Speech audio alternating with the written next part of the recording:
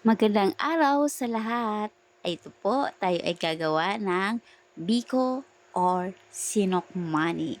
Sa Bisaya po, ang tawag ay biko at sa Tagalugan ay sinokmani. Sa inyo ba, ano ang tawag niyo nito? Please comment below.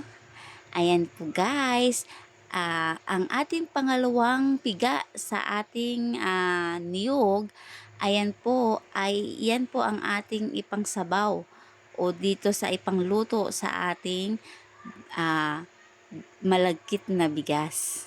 Ayan po ang sikreto. At yan guys, nilagyan ko po siya ng asin. Yan, para hindi tayo maumay sa ating magiging biko. Ayan. Ayan guys, luto na siya. At ang unang piga ng niyog, yan, pakukuluan natin. Gagawin natin siya ng langis. Ayan po. Nasa medium heat lang po tayo para hindi masunog at i-mix-mix po natin ng bahagya para hindi masunog po yung sa ilalim. Ayan po guys, kailangan ng may kunting sipag at tiyaga ang ating pagluluto nito dahil talagang kailangan natin ng kailangan natin ng halu-haluin para hindi masunog ang ating yung meat ng niyog. Yan. Yung kanyang sa Bisaya ang tawag niya ay lunok. Lunok ang tawag nun. Ayan guys. Ayan po, naglalangis na. Ayan o. Kita nyo guys. Kailangan siyang magiging langis niya bago siya lagyan ng asukal para hindi madali mapanis ang ating biko. Yan po ang sikreto para hindi mabilis masira. Ayan, kahit mga 1 linggo ang ating biko ay hindi pa rin yan masisira dahil sa ito po ang ating pamaraan sa pagluluto. Ayan po. Pag mag golden brown na po yung coconut milk, yan po yung nasa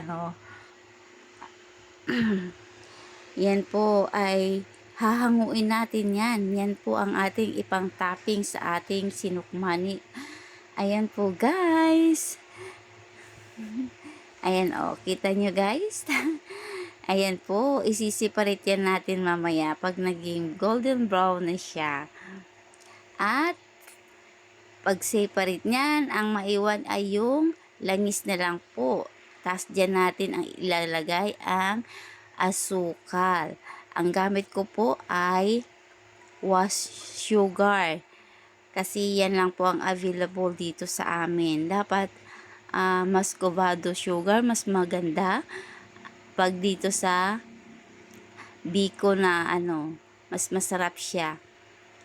Pero ito guys, okay na din to. Masarap pa rin to. Kahit anong asukal, basta ayusin lang ang pagkaluto.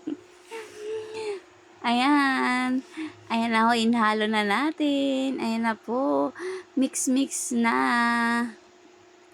At meron pa akong pinakalas na ilalagay. Ang sikreto para yummy. Ayan, maglalagay po ako ng condensed milk.